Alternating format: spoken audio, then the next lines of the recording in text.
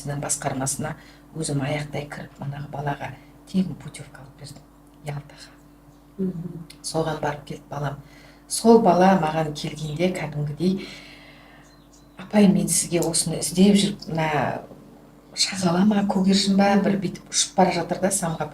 Ана баланың сөзі мынау сізге менен естелік дейді да, үнемі сіз осылай қалықтап шәкірттеріңіздің қанат жайып ұшқанын мақтанып жүретін ұстаз болыңыз деді. Сонда анау бала екінші класстың баласы. Содан бастап мен осы балаларға өзімнің бойымдағы бар қасиетімді берейін. Мен өзімнің тәлім тәрбие алған балалардың жетістігін көру ана бала маған өте үлкен әсер қалдырды. Содан бастап мен балалармен жұмыс жасап бастадым. Сөйтіп жүріп жаңағы әкімшілікке кеттім. Одан мұнай саласында жаңағы әлеуметтік неде мұнай шотауының басқардың меңгерушісі болып сөйтіп жүріп